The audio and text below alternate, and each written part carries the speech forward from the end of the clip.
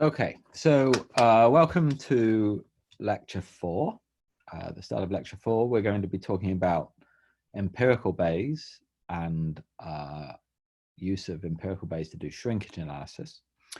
So before we start there, I'm going to assume that you are familiar with the basics of Bayesian inference and particularly the idea of conjugacy and doing simple conjugate analyses. So if you want a refresher on those things, there are several readings here.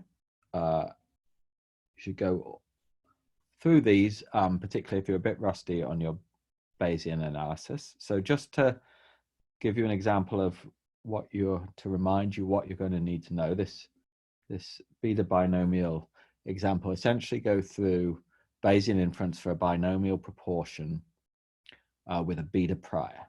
So, again, I'm going to assume that you've seen something like this before. So if you've got data that maybe are, X are binomial,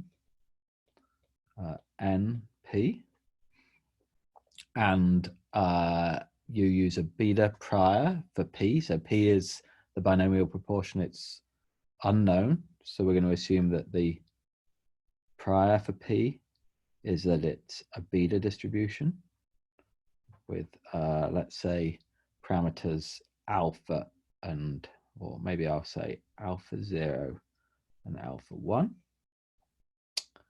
Okay, so that means, of course, if you recall that, sorry that this notation is a little awkward. Maybe I should use Q.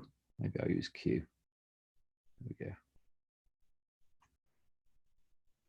So your prior on Q is proportional, the beta prior is proportional to Q to the alpha 0 minus 1, 1 minus Q to the alpha 1 minus 1. So that's just the density of the beta distribution. And of course, P of X given Q under a binomial is proportional to Q to the X. X is the number of successes. Q is the success probability. So if you have X successes, you have N minus X failures. So you get this distribution. So this says that the posterior distribution of Q given X. Okay, so the basic idea is posterior is proportional to prior times likelihood.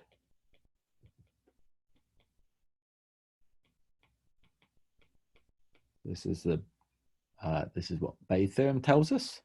So in this case, the prior is P of Q.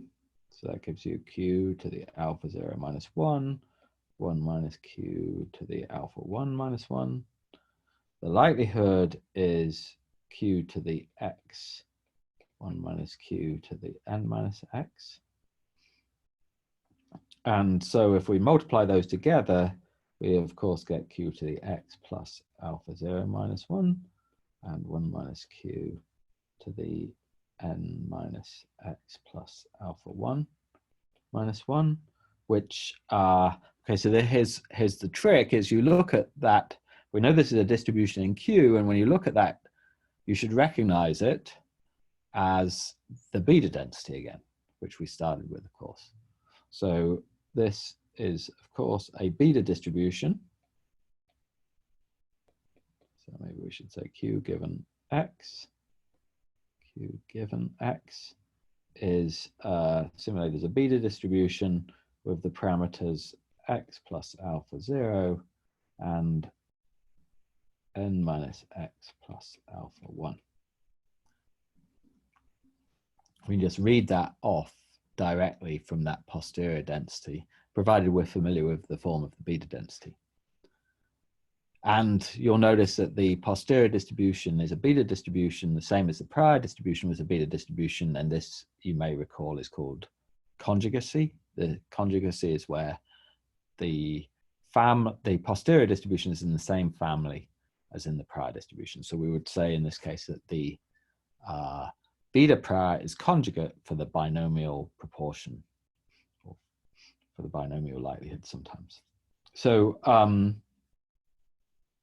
so I'm assuming that you've seen this before, and whether you have or haven't, there are write-ups of all this in the readings there.